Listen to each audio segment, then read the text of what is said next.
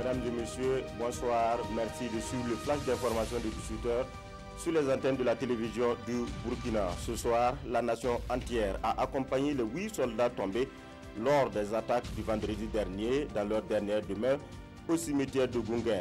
Ils ont reçu des distinctions à titre posthume et des honneurs dignes de leur rang. Au cimetière de Gounguin, des autorités civiles et militaires et un grand public sont allés dire adieu à ces vaillants soldats tombés pour la nation.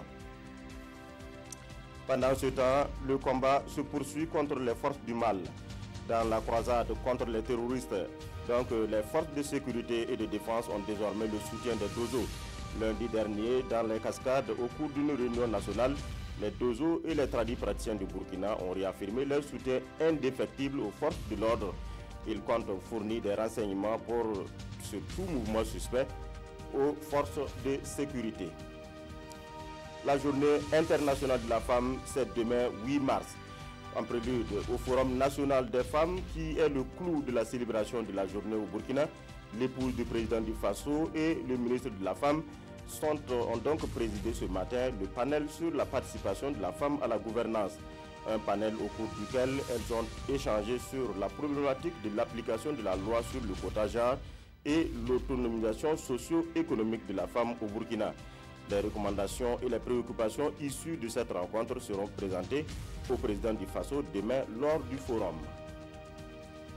La bonne gouvernance, l'éducation et la santé étaient les domaines principaux des projets du programme de l'année 2017.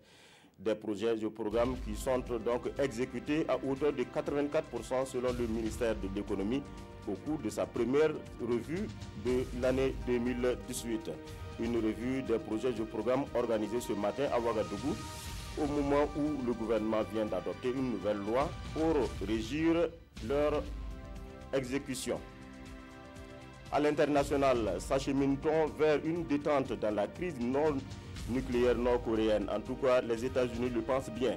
Au cours d'une conférence de presse animée hier, le président américain Donald Trump affirme que les déclarations venues du Sud et du Nord sont très positives.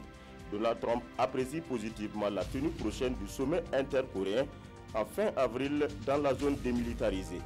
Il a alors salué les signes d'ouverture du régime de Kim Jong-un. Voilà, c'est tout pour ce flash. Merci de nous avoir suivis. L'information revient à 19h avec Adama Koulibaly.